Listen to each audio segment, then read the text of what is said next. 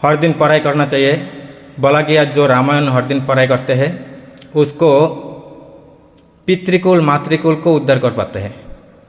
साधारणतः गृहस्थ भक्तों के लिए समझाया ऐसा, जो गृहस्थ भक्त लोग जो है प्रभु लोग जो पितृकुल मातृकुल उद्धार करेगा, लेकिन माताजी लोग अपना पितृकुल मातृकुल दोनों कुल उद्धार करेगा और अपना पोती का कुल भी उद्धार कर पाएगा। तो ऐसा रामायण का ऐसा महत्व है जो हर दिन रामलीला रामायण को अध्ययन करना चाहिए। और विशेष कुछ मुहूर्त है, ऐसा तो हर दिन पढ़ाई करना चाहिए, लेकिन विशेष कुछ मुहूर्त है, जैसा विशेष होता है ना कुछ प्रसाद का विशेष, मार्केट में कुछ विशेष ऑफर, तो ऐसा कुछ विशेष है।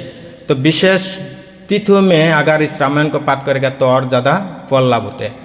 बोला गया जो कार्तिक महीना में, माघ महीना में और चैत्र महीना में रामायण को पढ़ाई करते हैं उसको बहुत और ज़्यादा फल मिलते हैं। तो ऐसा तो अभी रामनवमी का चल रहा है और हम सब लोग भाग्यवान हैं, क्योंकि अभी जो चैत्र महीना चल रहा है, चैत्र महीना शुक्ल पक्ष और नवरात्रि भी है। हर जगह पर रामलीला राम कथा हो रहा है, हर जगह पर नवरात्रि विशेष चल रहे हैं। तो विशेष मुहूर्त में हम लोग राम कथा सुन रहे हो, तो ये हम लोग के लिए बहुत भाग्य है। तो ऐसा राम कथा पहले 4 महत्वपूर्ण व्यक्ति ने इस राम कथा को बोला 4 जगह पर। एक होता है गोस्वामी जी, वो काशी में राम कथा बोला और श्रोता थे गंगा। दूसरा होते हैं याज्ञवल्क्य, स्थान थे प्रयागराज और श्रोता थे भरद्वाज। तीसरा है शिव जी, स्थान थे कैलाश, कैलाश में जो वटवृक्ष है इसके नीचे, श्रोता थे उनका पत्नी पार्वती। चौथा होता है काकभूषुंडी, स्थान थे नीलगिरी, नीलगिरी पर्वत और हिमालय के एक अंश है और श्रोता थे गरुड़ देव। तो 4 व्यक्ति ने पहले 4 स्थान में राम कथा बोला। तो राम भगवान पूर्ण पुरुषोत्तम मर्यादा पुरुषोत्तम भगवान है, लेकिन उनको कोई समझते नहीं। वो जब मनुष्य रूप धारण करके मनुष्य लीला करते हैं, सारे नास्तिकवादी लोग विश्वास नहीं करते जे राम भगवान हो सकते हैं, क्योंकि अगर राम भगवान कैसे हो सकते हैं, वो पत्नी को विरह में इतना रोते हैं, राम भगवान नहीं है। राम को भगवान नहीं मानते बहुत सारे लोग, जे पत्नी के विरह में इतना रोते हैं। तो साधारण मनुष्य लोग क्या करते हैं, भगवान जब मनुष्य रूप में प्रकट होते लीला करते हैं, तब साधारण मनुष्य लोग भगवान को इस लीला को इस भाव को समझ नहीं पाते हैं। मनुष्य के बात क्या है, ऐसा कि देव देवता भी भगवान को इस मनुष्य लीला को समझ नहीं पाते। जय राधा माधव ललिता विशाखा देवी की जय, निताई गौर सुंदर भगवान की जय, जानकी वल्लभ लक्ष्मण हनुमान की जय, श्रील प्रभुपाद की। तो साधारण मनुष्य को बात तो छोड़िए, देव देवी लोग भी विमोहित हो जाते हैं, भगवान को नहीं समझ पाते जब मनुष्य लीला करते हैं। जैसा कि ब्रह्मा जी हैं, जब कृष्ण भगवान लीला किया थे तब ब्रह्मा जी सोचा जे ये कैसा भगवान हो सकते हैं, ये तो जूठा खा रहा है शौखाओं को हैं। इंद्र भगवान ने सोचे तो ब्रज का एक छोटा लड़का है, तो ऐसा करके बारिश बरसाता है। ऐसा कि पार्वती देवी जो शिव का पत्नी, पार्वती देवी भी विमोहित हो गया। एक बार शिव कैलाश से राम भगवान को प्रणाम कर रहे था और ऐसा अवस्था देख के पार्वती देवी मन मन में पूछ रहा था, जो हम तो सोचा था मेरा पति जो है शिव वही सबसे बड़ा है, लेकिन वो किसको प्रणाम कर रहे हैं, निश्चय उनसे भी बड़ा कोई है, नहीं तो प्रणाम क्यों करेगा। तो उन्होंने पूछा आप किसको प्रणाम किया, क्यों प्रणाम किया। तो शिव जी ने बोला ये जो है ना वो भगवान राम जो मेरा आराध्य देव है, मैं उनका नाम ही जप करता हूँ। तो पार्वती विश्वास नहीं कर पा रहा था, बोला ये भगवान अगर हो तो इतना पत्नी का विरह में क्यों रोता है। तो उनको विश्वास नहीं हो रहा था। तो ऐसा मनुष्य के बात क्या है, देवदेव को भी विमोहित हो जाते हैं भगवान जब मनुष्य रूप धारण करके लीला करते हैं। इसके लिए भगवान श्री कृष्ण भगवत गीता में बोला, अवजानन्ति मांग मुरा मानुषिंग तनु माश्रितम परम भाव मजानंत मम भूत महेश्वरम। जब मैं जब मनुष्य रूप धारण करके इस धरती में आके लीला करता हूँ, तब उस मूर्ख व्यक्ति हमारा इस भाव को समझ नहीं पाता है, मेरा इस परम भाव को समझ नहीं पाता है। मैं सर्वलोक का स्वामी है वो जानते नहीं है, समझ नहीं पाता है। तो इस प्रकार से भगवान पहला ही गीता में बता दिया, जो भगवान जब मनुष्य रूप में आते हैं कोई उनको भाव को समझ नहीं पाते। लेकिन शुद्ध भक्त जो है, शुद्ध भक्त हमेशा ही भगवान को जैसा तैसा ही जैसे ही हो पहचान लेते हैं। भगवान जिस रूप में आए, भगवान रामचंद्र रूप में जब भगवान तपस्वी वेश में धारण करके वन में जंगल में गया था, तब तो महान मुनि ऋषि लोग देख के उनको पहचान पा गया ये भगवान है। चैतन्य महाप्रभु जब सन्यास आश्रम लेके लीला कर रहा था, इतना सिंपल वेश बना के, लेकिन उनका जो शुद्ध भक्त लोग है चैतन्य महाप्रभु को पहचान पा लिया वो भगवान है। तो चैतन्य महाप्रभु कभी कभी भक्त लोग बोलते थे, उनका शुद्ध भक्त लोग, जे प्रभु आप इतना नाटकी मत करो, आप कौन है हम लोग जानता हो, अपना भगवत्ता मत छुपाओ। तो ऐसा भी बोलते हैं कभी कभी, भगवत्ता छुपा के रखना चाहते हैं, लेकिन शुद्ध भक्तों के सामने नहीं छुपा पाते हैं।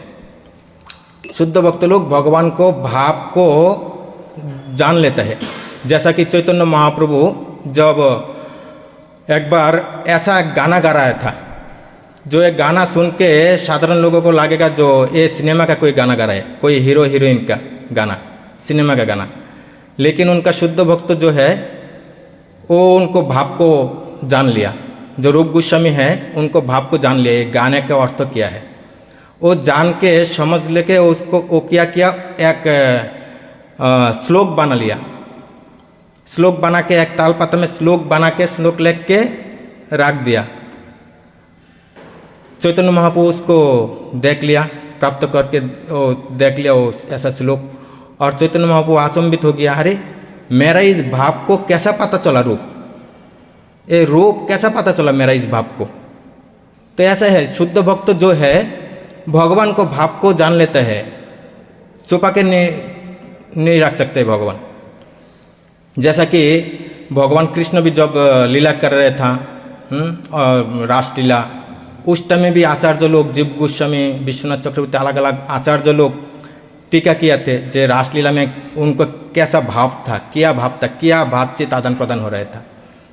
जैसा दामोदर लीला में भगवान माँ यशोदा जब भगवान को बांध के रखा था माँ यशोदा, तब उसमें क्या भाव था, क्या आदान प्रदान हो रहा था, 13 शक्ति भगवान के साथ किस प्रकार बातचीत कर रहा था, किस प्रकार मीटिंग कर रहा था, वो शुद्ध भक्त तो देख पा रहा था, भाव को समझ पा रहा था, ठीक है ना। और ऐसा टीका के रूप में अलग अलग आचार्य लोग वर्णन भी किया।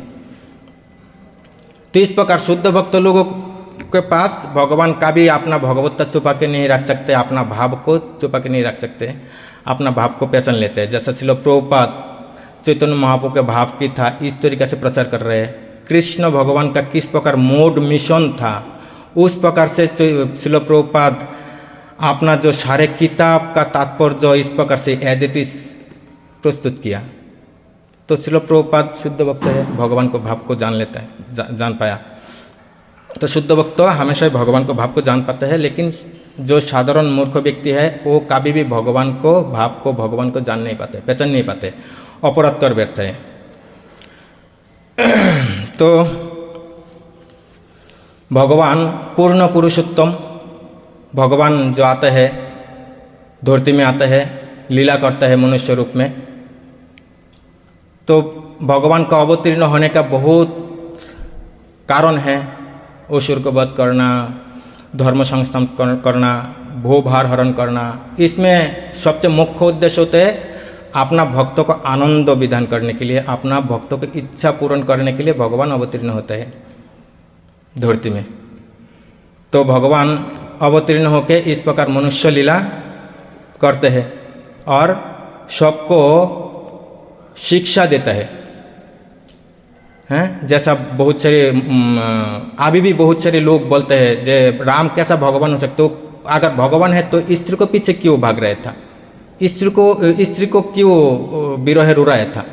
तो इधर भागवत में आप देख पाएगा नवम स्कंद 10 अध्याय के 9 की 10 श्लोक में प्रभुपाद जी ने इस विषय में तात्पर्य किया जे भगवान रामचंद्र क्यों पत्नी का विरह में रो रहा था, क्योंकि भगवान रामचंद्र ने शिक्षा देना चाहते थे। जो पत्नी के प्रति आसक्त है, जो व्यक्ति पत्नी के प्रति आसक्त है, उसको इस प्रकार रोना पड़ता है। तो ये भगवान ने शिक्षा दी, प्रभुपाद ने तात्पर्य ने बोला। और प्रभुपाद ने ऐसा भी बोला, जो ऐसा एक श्लोक के द्वारा बोला, जो नीति उपदेश में ऐसा बोला जाता है जो स्त्रियों को दूर देश में गमन नहीं करना चाहिए। क्योंकि कभी पहला समय क्या होता था, कोई गाड़ी घोड़ा नहीं था, तो उस टाइम में कोई तीर्थ भ्रमण करना था अथवा कोई जगह जाना था, बहुत चलना पड़ता था। तो स्त्रियों को पक्ष वो संभव नहीं था इतना चलना। और बहुत सारे दुष्ट व्यक्ति भी है, पता नहीं कब बाई चांस एक्सीडेंट भी हो सकते हैं। इसके लिए स्त्रियों को बोला जो दूर देश में भ्रमण नहीं करने के लिए, ये नीतोपदेश प्रभुपाद ने ऐसा बोला।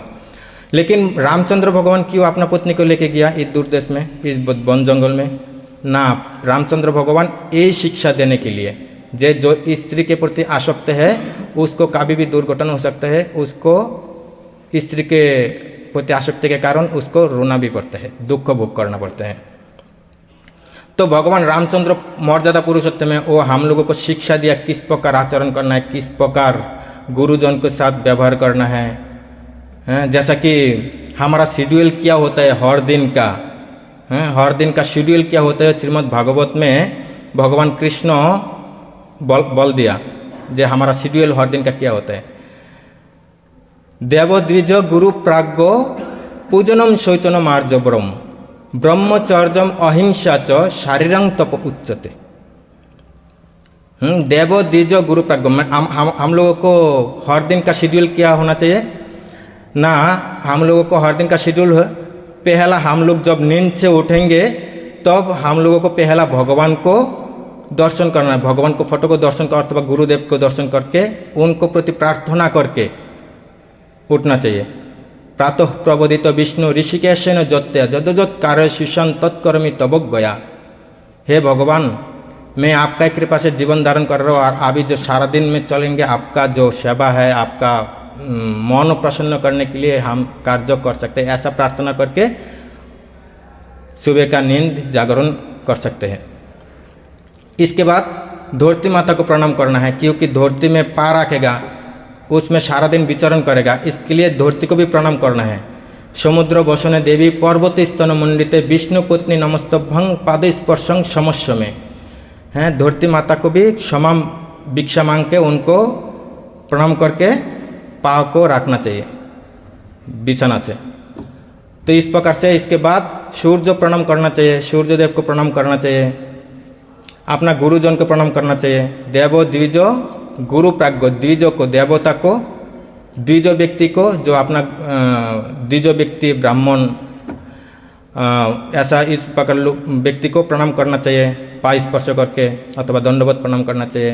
पिता माता को प्रणाम करना चाहिए। गुरुजन देवो द्विजो गुरु व्यक्ति को जो गुरुजन है, गुरुदेव शिक्षा गुरु दीक्षा गुरु जो भी है अथवा अपना से जो है, तो गुरुजन को, प्राज्ञ व्यक्ति को जो सम्मानीय व्यक्ति, तो उसको प्रणाम करना चाहिए। तो इसके बाद देवो द्विज गुरु प्राज्ञ पूजनम शौचनम अर्जनम, इसको पूजा करना चाहिए। पूजा मतलब सम्मान करना चाहिए। पूजा मतलब ऐसा नहीं है धूप दिया दे के उसको आरती उतराओ, ऐसा नहीं है। पूजा के अर्थ सम्मान करना। तो उनको इस प्रकार सम्मान करना चाहिए, प्रणाम करना चाहिए। प्रणाम करके उनसे आशीर्वाद लेना चाहिए जाते करके दिन पूरा अच्छा जाए। और इसके बाद शौचनम, शुचिता रखना चाहिए। दो प्रकार शुचिता है, एक होता है बाह्यिक शुचि, एक होता है आभ्यंतरीण शुचि।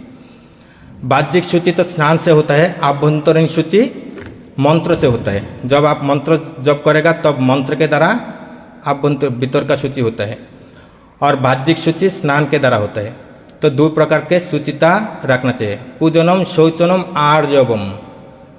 आर्जवम मतलब सरलता, मन को हमेशा ही सरल रखना चाहिए, मन को कभी कपटता कटुता नहीं रखना चाहिए, हमेशा ही सरल रखना चाहिए।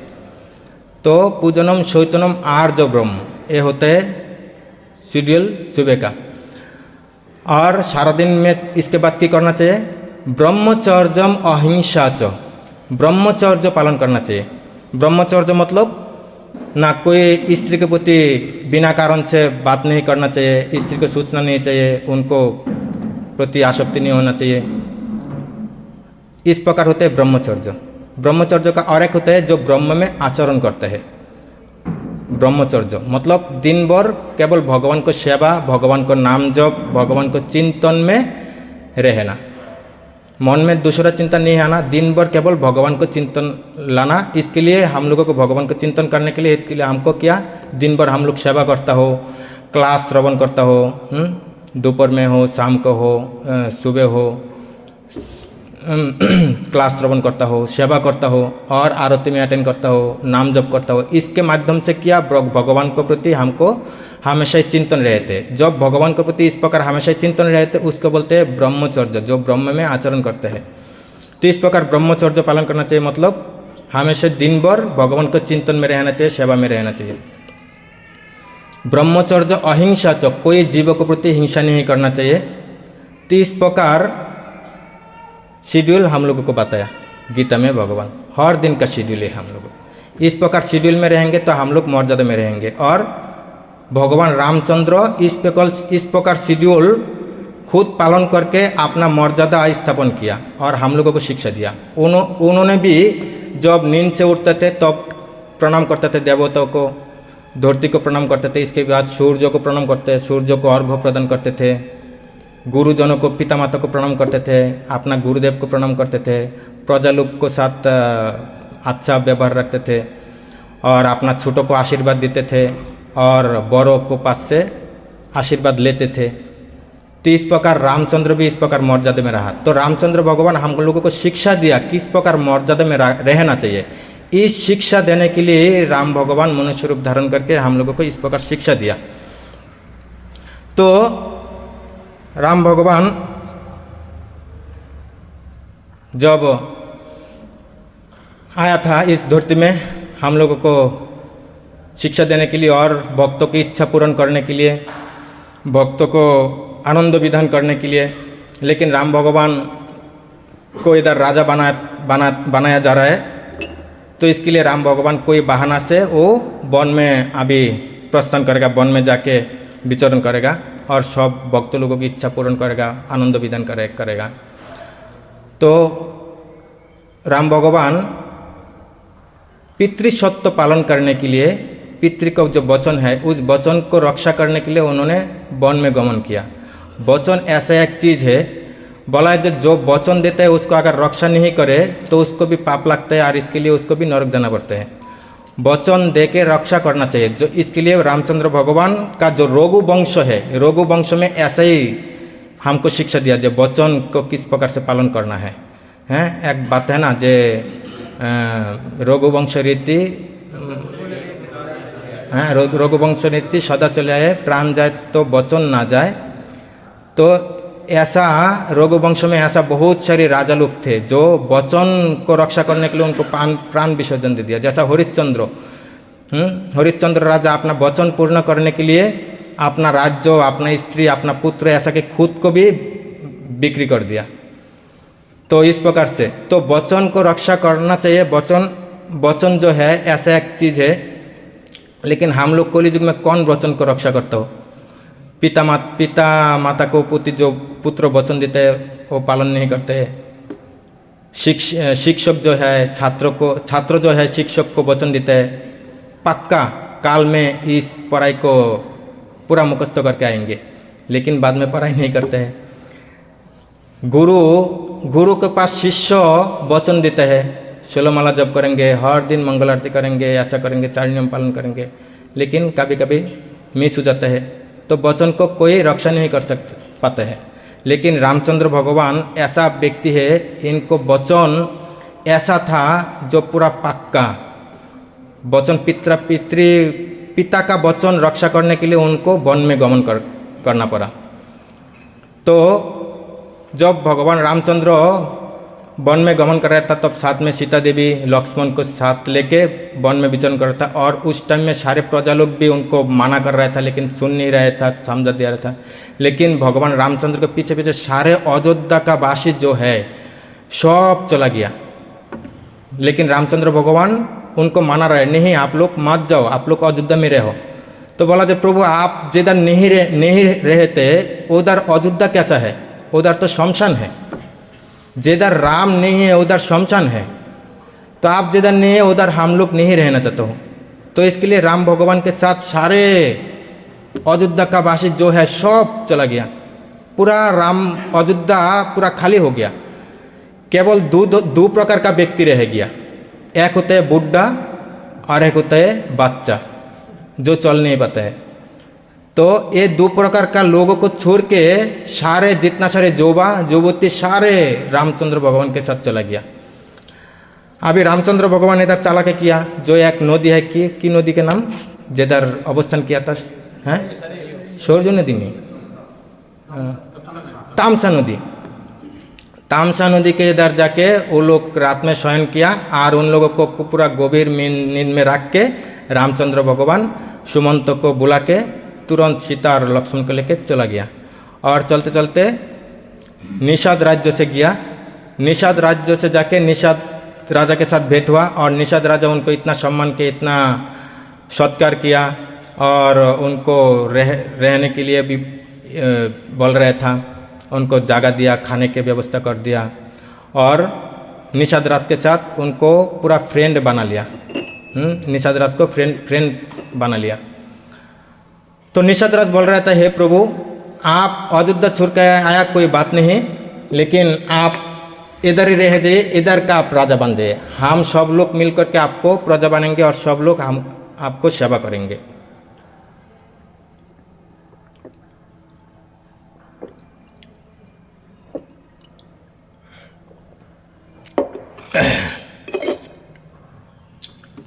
तो लेकिन रामचंद्र भगवान ने बोला नहीं, हम तो पितृसत्व पालन करने के लिए आया, हमको वन में गमन करना है, इधर राजा बनने के लिए नहीं है। राजा बनना है तो मैं अयोध्या में बन सकता था।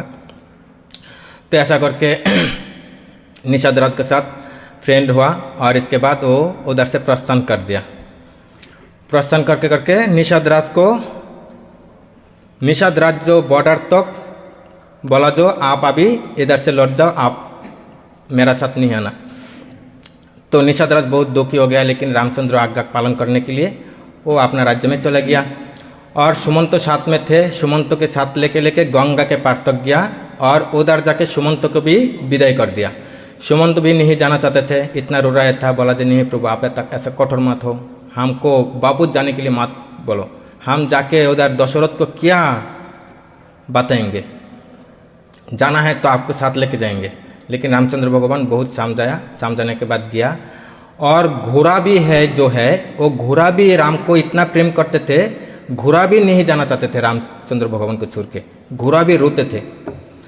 तो इस सुमंत इस घोड़ा को लेके चला गया निषाद राज्य में, अयोध्या नहीं गया।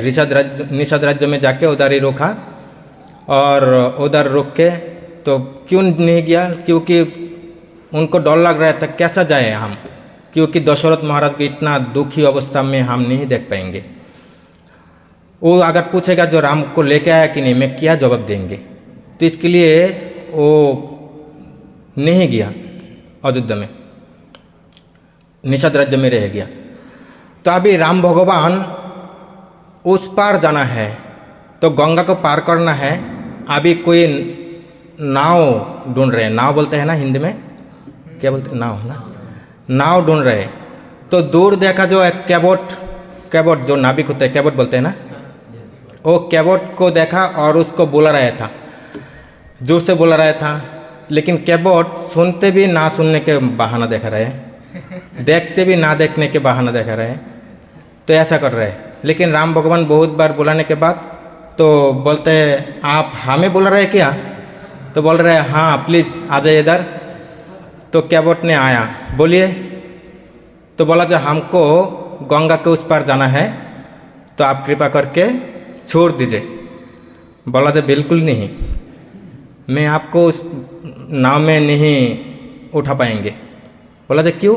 बोला जे नहीं, आपको मैं इस नाव पे उठा नहीं पाएंगे। बोला जी इसके कारण क्या है?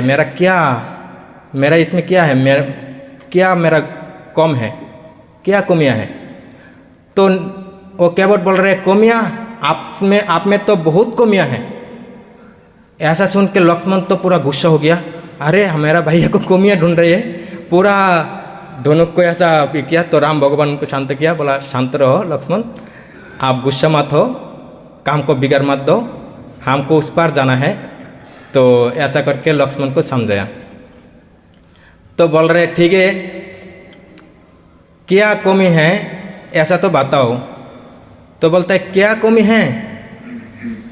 आपका जो ये है वो पूरा न्यूज़पेपर में आ गया। मैं पढ़ा न्यूज़पेपर में देखा, आपको मर्म में जान पाता हो। लक्ष्मण बोला अरे मैं इतना दिनों से इनको मर्म नहीं जान पा रहा हूँ, अरे थोड़ा समय में इसको मर्म जान पाया। तो बोल रहे ठीक है, मेरा मर्म क्या जान पाया? बोला जे आपका जो चरण का धूली है बहुत मैजिक है। वो चरण का धूली जो है वो पत्थर को भी स्त्री बना देता है। तो इसके लिए मेरा डर है आपका चरण का धूली अगर मेरा नाव में पड़े तो ये भी स्त्री बन जाएगा। तो देखिए ये चरण का धूली जो है वो पत्थर में कोई तो ऐसा देखा जाता है, अथवा कोई ऐसा बोलते हैं जो राम भगवान ने उस पत्थर में पा रखा, इसके बाद वो अहल्ला बन गया ना। लेकिन ऐसा वर्णन आता है जो रामचंद्र भगवान होते हैं मर्यादा पुरुषोत्तम, तो मर्यादा में रहे थे। तो अहल्ला था एक स्त्री है, तो स्त्री के ऊपर कैसा पा रख सकते हैं? और अहल्ला एक मुनि पुतनी भी है, मुनि का पुतनी भी है। तो इस मुनि पुतनी के ऊपर कैसा पा रख सकते हैं? तो मर्यादा उल्लंघन होता है।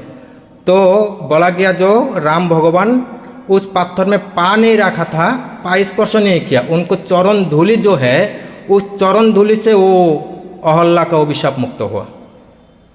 तो भगवान का चरण धूलि इतना महत्वपूर्ण है, उनका चरण धूलि से अहल्ला को अभिशाप मुक्त हो गया और वो पत्थर से अहल्ला बन के वो चला गया अपना धाम।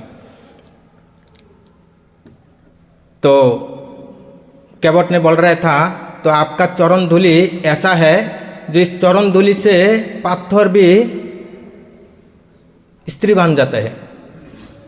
तो राम भगवान उनको सब थोड़ा मजाक कर रहे, तो अच्छा बात है ना। तो अगर मेरा चरण धूलि से कोई स्त्री बन जाते हैं तो अपना नाव को अगर स्त्री बन जाए तो वो तो आपके लिए अच्छा है ना, आप एक नया स्त्री को प्राप्त कर लेगा। सब लोग तो स्त्री मांगता है ना, तो आप नया स्त्री को प्राप्त कर लेगा।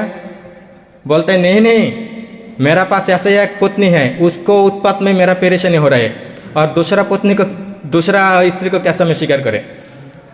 तो बोल रहे देखिए आप इस नाव में पाव रखेगा तो स्त्री बन जाएगा, और इस नाव अगर स्त्री बन जाए तो मेरा जीविका निर्वाह नहीं होगा, क्योंकि मेरा इस नाव से मेरा संसार चलता है, इनकम होता है। अगर ये स्त्री बन जाए तो मैं कैसा जीविका निर्वाह करेंगे, कैसा संसार चलाएंगे? तो रामचंद्र भगवान बोला जे ठीक है स्त्री बन जाए तो आप रख लेना। बोला जे नहीं, हाँ ये स्त्री बन जाएगा तो ये हमारा एक स्त्री है, ऐसे परेशानी है, और ऐसे स्त्री तो हम कैसे संभाल लेंगे? और तो ऐसा बात है, देखिए मेरा साइज कितना है और ये नाव कितना बड़ा है। अगर इस नाव स्त्री बन जाए तो कितना बड़ा स्त्री बन जाएगा? तो इतना बड़ा स्त्री को हम किधर जगह देंगे? और उनको खाने के लिए तो हमारा सारे जीविका चले जाएगा, सारे परिवार का खाना तो उसको अकेले देना पड़ेगा। तो ऐसा नहीं चाहिए, हमारा ऐसा सर्वनाश मत करिए। तो राम भगवान बोला ठीक है, तो आप चाहते क्या है? तो बोला जो देखिए आपको अगर उधर जाना है तो मैं आपको चरण धूलि को धोना है, चरण को धोना है। चरण में जितना धूल है उस धूल को धोने के बाद आप इस नाव में उठ सकते हैं। इधर लक्ष्मण जो है इतना गुस्सा हो रहा है, अरे कैबोट इतना उत्पात कर रहे, ज़्यादा बकवास कर रहे। तो राम भगवान के बोल रहे हैं जो भैया क्यों आप इसके पीछे पड़ा हुआ है, क्यों टाइम लेस कर रहे हैं, चलिए मैं दूसरा कैबट को ढूंढ लेता हूँ। तो वो कैबट ने बोला हाँ ढूंढिए बुलाइए, दूसरा कैबट को बुलाइए, देखते हो कौन सा कैबट आता है इधर। सब कैबट को पता है, कोई कैबट आपको नहीं उठाएगा अपना नाव में, हैं बुलाइए कौन कैबट आता है। वो चैलेंज दे रहा है, कैबट ने चैलेंज दे रहा है, बुलाइए कौन कैबट आ रहा है बुलाइए। तो ऐसा करके ये कर रहा था। तो राम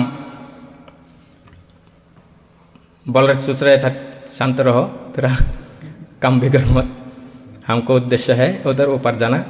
तो कैबट ने बोल रहे देखिए प्रभु, आपका उद्देश्य मेरा उद्देश्य एक ही है ना, कि आप उस पार जाना चाहते हैं और मैं आपको उस पार पहुंचा देना चाहता हूँ। तो आप ऐसा स्वीकार कर लीजिए, मान लीजिए, जो आपको चरण धूलि धो के आप उठिए, क्यों आप इतना ही कर रहे हैं। चरण धूलि धोने के लिए मौका दीजिए, चरण धूलि धो के इसके बाद उठिए, उठ के पार हो जाइए। और ऐसा मत सोचिए जे आपको पास से मैं उतरा ही लेंगे, मैं आपसे उतरा ही नहीं लेंगे, आप बिना उतरे से आप पार, मैं आपको पार कर देंगे, उतरा ही नहीं लेंगे। तो इधर राम भगवान जो है अभी मुस्कुराए, उनको बहुत आनंद हो रहा है, क्योंकि राम भगवान जानते हैं एक कैबट जो है बकवास कर रहे हैं, उल्टा सीधा बात कर रहे हैं, लेकिन उसको अंदर प्रेम है। ये भगवान जान रहे हैं जो इसके अंदर प्रेम है, वो प्रेमी भक्त है। तो इधर भगवान हंसा इसके लिए जे इधर बोला जे उतरा ही नहीं लेगा। ये बात सुन के राम भगवान को हंसी आ गया। तो उन्होंने मन मन में सोचा जो अरे ये कैसा विरोधी आवाज, विरोधी बात बोल रहे। एक बार तो बोला इस नाव से उनको संसार पालन होता है, जीविका अर्जन होता है, अभी बोला जो उतरा ही नहीं लेगी। तो विरुद्ध बात है ना, दोनों तो विरुद्ध बात है। एक बार बोला इस नाव से जीविका अर्जन होता है, दूसरा बार अभी बोल रहा है उतरा ही नहीं लेंगे। तो राम भगवान मुस्का थोड़ा हंस रहा था, और क्योंकि राम भगवान को जानते हैं ये जो कैबट है वो इतना बात कर रहा है, क्योंकि हर प्रेमी भक्तों को ही इस प्रकार उत्पटंग होता है, ठीक है ना। वो जिसको अंदर प्रेम है वो क्या बोल रहे हैं, क्या आचरण कर रहे हैं, उनको भी समझ नहीं आता है, उल्टा सीधा सब उत्पटंग होते हैं। तो ऐसा बात, ऐसा सिचुएशन देख के साधारण लोग उनको निंदा बदनाम करने लगते हैं और अपराध करते हैं। तो प्रेमी भक्त तो ऐसा ही है, वो उत्पटंग कुछ करते हैं, कब क्या बोलेगा, कब विरुद्धाभास बात करेगा, कब कौन सा आचरण करेगा, ये प्रेम का एक ये है। तो इस प्रकार राम भगवान तो जान रहे हैं प्रेम है, इसके लिए वो ऐसा उत्पटंग कर रहे हैं, कभी विरुद्ध बात कर रहे हैं, लेकिन उनको उद्देश्य ऐसा है, उनको उद्देश्य है मेरा चरण को स्पर्श करना, मेरा चरण को धोना, इसको इसका उद्देश्य है। क्योंकि राम भगवान पता है कैबट कौन है। पूर्व में ये राम भगवान कैबट को मन मन में वचन दिया था जो उनको चरण स्पर्श करने का। क्या हुआ था, पिछला जो समय थे कैबट का, जो महासमुद्र में महाविष्णु जब साहित्य अवस्था में थे अनंत शेष के ऊपर, तब एक की बोलते हैं कच्छप को क्या बोलते हैं, कछुआ ना।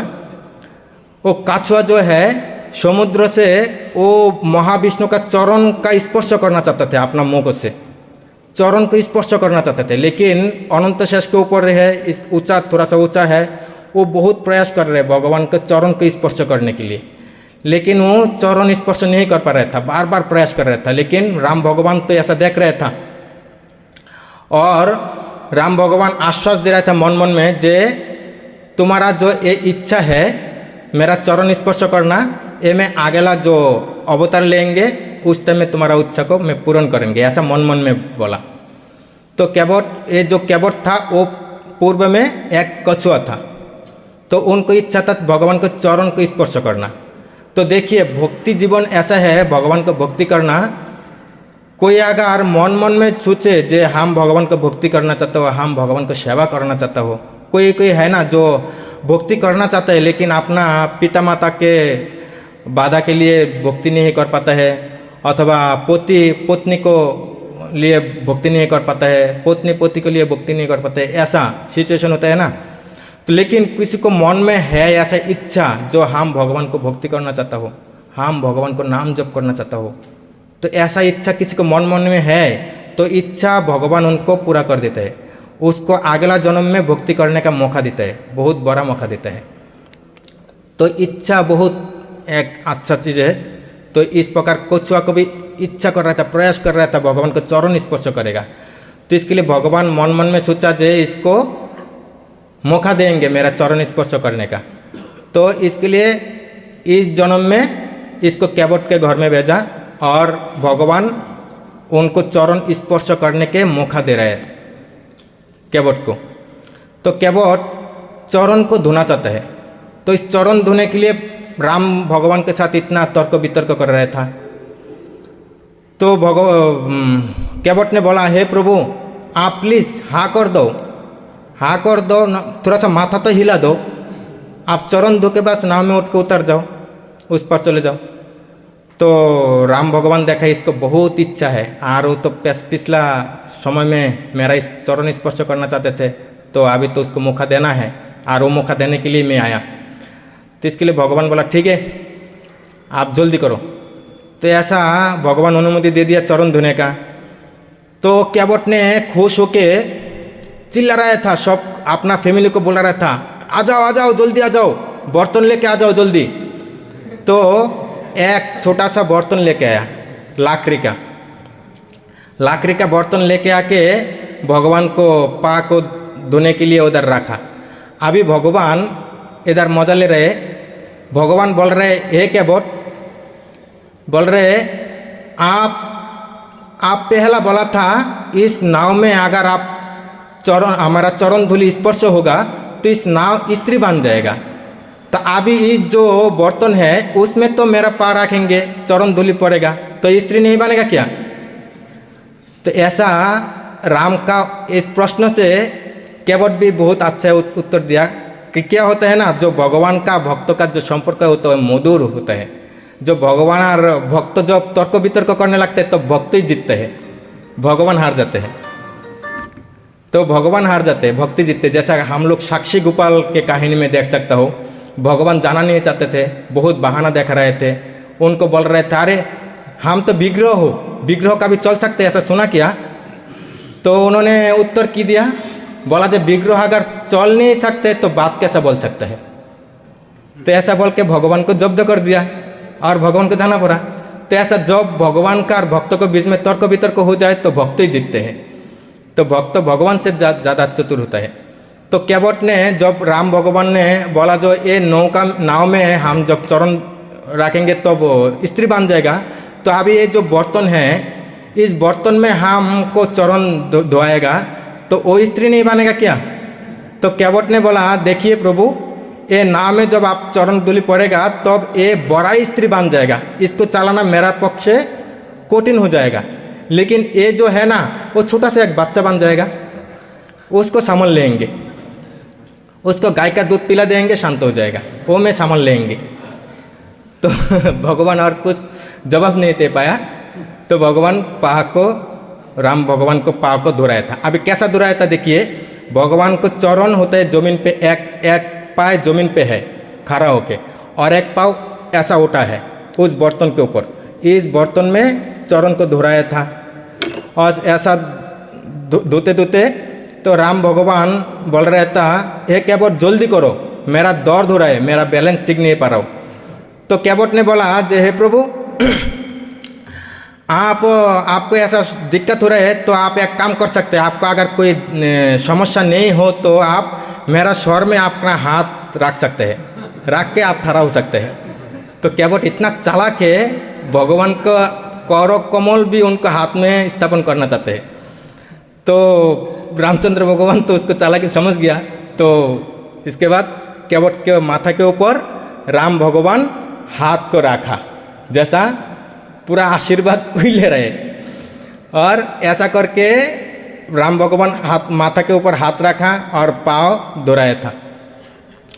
तो ऐसा धो के फिर कैबोट ने उस चरण धोते पानी को पी लिया।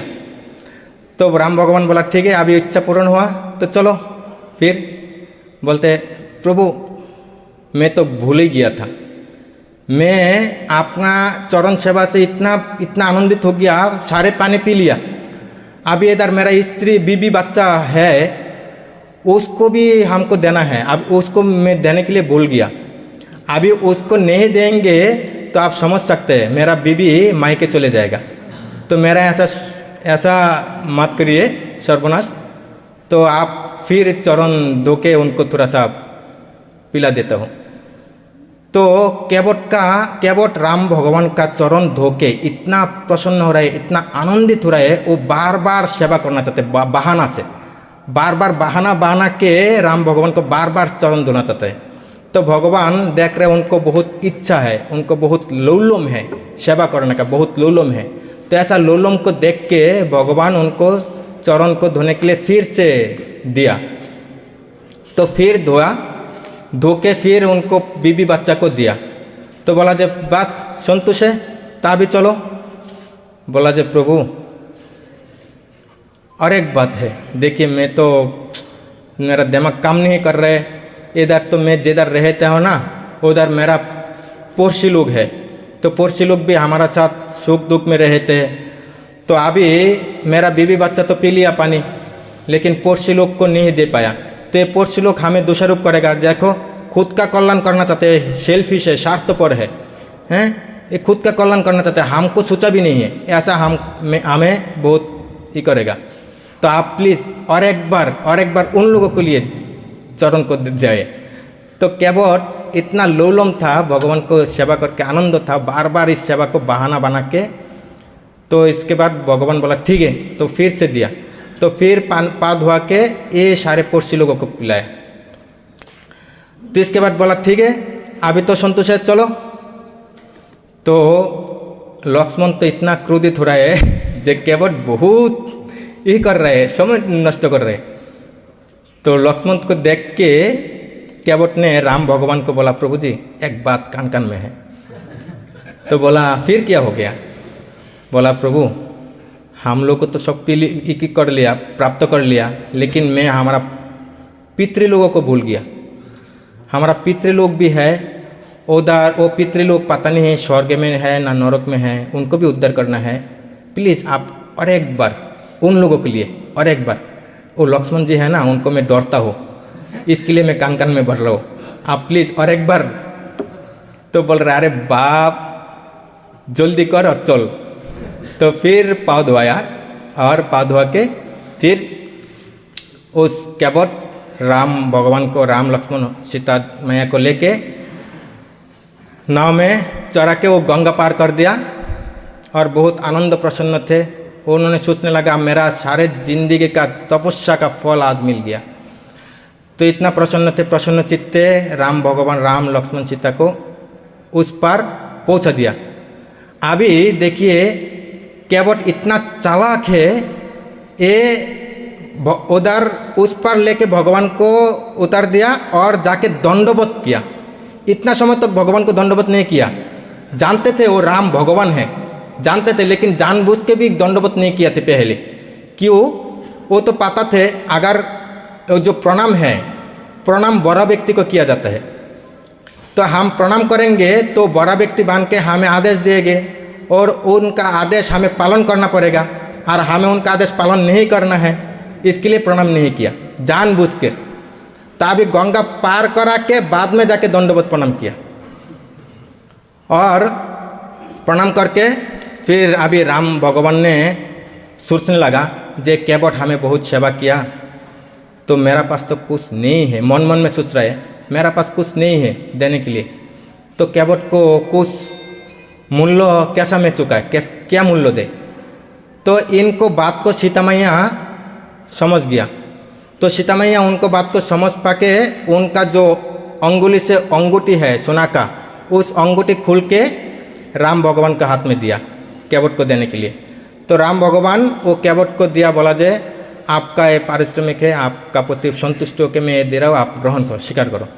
तो केवट बोल रहे नहीं, मैं क्या करेंगे, ये मेरे उतरा नहीं चाहिए, मेरा मूल्य नहीं चाहिए, आप मत दीजिए, ये मैं नहीं स्वीकार कर सकेंगे।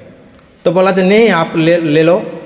तो बोला जे देखिए प्रभु, मैं और आप एक ही है ना। मैं भी कैबोट हूँ, आप भी कैबोट है। मैं आपको इस गंगा पार कराया, मैं गंगा को पार कराता हूँ और आप भव समुद्र को पार कराते हैं। तो आप कैबोट है, आप भी कैबोट है, हम भी कैबोट हूँ। तो हम आपको गंगा को पार किया कराया, अभी हम जब देह छुड़ेंगे तब आप हमें भव समुद्र पार कर देना। हरि बोल। तो इस प्रकार भगवान के साथ बोला जाए हमको भव समुद्र आप पार कर देना, बस हो जाएगा बराबर। लेकिन आप उसी टाइम में मत पूछना जब भोजन किया कि नहीं, 16 माला जप किया कि नहीं, मंगल आरती किया कि नहीं, ऐसा मत पूछना हैं। ऐसा भोजन किया कि नहीं ऐसा मत पूछना, हमें पार करा देना बस। तो बोला जाए ठीक है, अगर आप मूल्य देना ही चाहते हैं, आप जब लौटते समय इसी पथ में आएगा और मेरा नाव से आप ऊपर जाके फिर हमें मूल्य चुका देना। तो कैबोट देखिए इधर क्या चालाकी कर रहे हैं। कैबोट बहुत चालाक है। क्यों ऐसा बोल रहा था ना, आप जब फिर वापस आएगा मेरा नाव से आपको पार करा देंगे और फिर आपको चरण धुआ देंगे। तो ऐसा सेवा प्राप्त करने के लिए इसके लिए बोला जाए आप फिर इस पथ में आना और फिर मूल्य चुका देना। तो देखिए इधर कैबोट को भगवान मूल्य चुकाना चाहते थे, लेकिन कैबोट नहीं लेना चाहते हैं। तो इधर एक शिक्षणीय ऐसा है, जो हम लोग जब भगवान को सेवा करता हो, भगवान इतना ऋणी हो जाता है, हम लोगों को मूल्य चुकाने के लिए वो हमको बहुत कुछ देना चाहते हैं। ऐश्वर्य देना चाहते हैं, जश देना चाहते हैं, प्रतिष्ठा देना चाहते हैं, बहुत कुछ देना चाहते हैं। तो ऐसा दे के हम लोगों को मूल्य चुकाता है। देखिए हम लोगों को भक्ति जीवन में आया, हम लोगों को सबको जश मिल रहा है कि नहीं। जैसा बाहर अगर रहता कोई हमको सम्मान करता, प्रणाम पाँव छू के प्रणाम करता, लेकिन अभी देखिए भक्ति कर रहा हो, इसके लिए छोटे छोटे बच्चा जो है उन लोग नया डिवोटी भी है, तिलक धोती कुर्ता पहन के भी अगर विचरण करते हैं ना, बाहर का लोग हरे कृष्ण प्रभु दंडवत पाँव छू के प्रणाम भी करने के लिए आता है। ठीक है ना, ये सम्मान मिल रहा है कि नहीं। तो भक्ति ऐसा चीज़ है, आप ना चाहते हुए भी आपको जश मिलेगा। जश प्राप्त करने के लिए ढूंढने का कोई ज़रूरत नहीं है, भक्ति करने से जश ऑटोमेटिक मिल जाता है। तो भगवान को जब हम लोग सेवा करते हो, भक्ति करते हो, तो भगवान हमको सारे ऐश्वर्य प्रदान करते हैं, जश प्रदान करते हैं। लेकिन कोई अगर ये ले ले तो ठीक है, भगवान संतुष्ट है, ठीक है, ये भक्ति के पर्याय में लेके संतुष्ट है। लेकिन शुद्ध भक्त किया चाहता है, न धनं न जनं न सुंदरिंग कवितांग। हे प्रभु, मैं आपको प्रति आपको पास धन भी नहीं चाहिए, कोई जन भी नहीं चाहिए, कोई सुंदर भी नहीं चाहिए, ना कोई विद्वान बनना, ना कोई मैं ऑलराउंडर बनना है, कुछ नहीं चाहिए।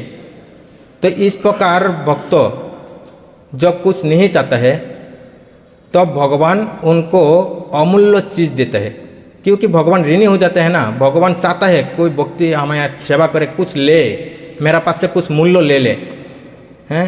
उनको इतना सारी जौन देता है, धन देता है, सारे इनको जॉस करता है, सारे चेला चामंत भी रहते हैं, ठीक है ना, सारे सपोर्टर भी रहते हैं। ये सारे सब भगवान से प्राप्त होता है। लेकिन जो ऐसा प्राप्त करके भी वो ग्रहण नहीं करता है, ऐसा प्रलोभन आता है जब वो स्वीकार नहीं करते हैं, तो भगवान सोचता है अरे ये तो कुछ स्वीकार नहीं कर रहे, जॉस दे रहा वो भी स्वीकार नहीं कर रहे, धन दे रहा वो भी स्वीकार नहीं कर रहे, जॉन दे रहा हो, इतना सारे सपोर्टर दे रहा हो, वो भी स्वीकार नहीं कर रहे। तो अभी भगवान सोचने लगते हैं उसको क्या दे। तो इसके लिए भगवान उसको अमूल्य चीज़ देने के लिए बाध्य हो जाता है, कुछ ना कुछ तो देना पड़ता है। तो अमूल्य चीज़ देने के लिए बाध्य हो जाते हैं। वो अमूल्य चीज़ कौन है? जो कैबोट के दिया था, जो कैबोट को किया दिया था। जब कैबोट कुछ नहीं स्वीकार किया, मूल्यों को, पारिश्रमिक को स्वीकार नहीं किया, तब भगवान राम उनको ऐसा मूल्यवान चीज़ दिया, बोला जो आपको विमल भक्ति हो, विमल भक्ति का वरदान दिया। विमल भक्ति, जो जिस भक्ति में कोई मल नहीं हो। भक्ति में भी कभी कभी अनर्थ आता है, ठीक है ना, भक्ति में अनर्थ आता है। बोलते हैं आप मेरा विमल भक्ति प्राप्त करके मेरा भक्ति करे, जाते कर कोई बाधा भक्ति में आपको कोई बाधा नहीं आएगा, कोई अनर्थ नहीं आएगा, कोई समस्या नहीं आएगा। विमल भक्ति हो, मेरा भक्ति करके मेरा पास चले आओ। तो ऐसा विमल भक्ति का वरदान दिए इसके अवट को। तो हम लोग भी जब सेवा करके भगवान से कुछ नहीं मांगना, भगवान के जब कुछ नहीं मांगेंगे और भगवान कुछ देना भी चाहते हो स्वीकार नहीं करेंगे, तो भगवान हमको विमल भक्ति का वरदान देने के लिए बाध्य हो जाते हैं। जय सियावर रामचंद्र भगवान की जय। आगत तो श्री राम नवमी के उपलक्ष्य पर हम लोग भी ऐसे भगवान रामचंद्र से प्रार्थना करता हो जे हम लोगों को भी भगवान रामचंद्र इस प्रकार विमल भक्ति प्रदान करे, जाते करके उनका भक्ति अच्छे से कर पाए और मन में जितना सारी कामना वासना है जागतिक सब दूर हो जाए। तो इस प्रकार से हम इस रामनवमी के उपलक्ष्य पर भगवान रामचंद्र से प्रार्थना करता हूँ। और ऐसा तो और टाइम तो बहुत हो गया, लेकिन और आगे जाना था। जे राम भगवान उस पार होके फिर मुनि ऋषि के साथ मिला, इसके बाद चित्रकूट गया। चित्रकूट में वाल्मीकि मुनि ऋषि मिला और वाल्मीकि मुनि ऋषि से मांग रहा था, स्थान मांग रहा था, लेकिन वाल्मीकि मुनि उनको सुंदर जवाब दिया, हे प्रभु आप जिस सब लोगों को आश्रय देता है और आप अभी आश्रय मांग रहे हैं। तो ऐसा बातचीत हो रहा था, सुंदर बातचीत हो रहा था वाल्मीकि मुनि के साथ, राम भगवान के साथ। और वाल्मीकि मुनि भगवान को 14 जगह पर स्थान दिया। वो डिटेल्स बता जाएंगे, टाइम तो चला गया, वो भी बताने वाला थे, लेकिन कभी भी फिर मिलेंगे। जय सियावर श्री रामचंद्र भगवान के जय। रामनवमी महा उत्सव आगत के जय। अयोध्या धाम की जय। अमूल पुराण श्रीमद् भागवतम की जय। शिल प्रभुपाद की। हरे कृष्ण।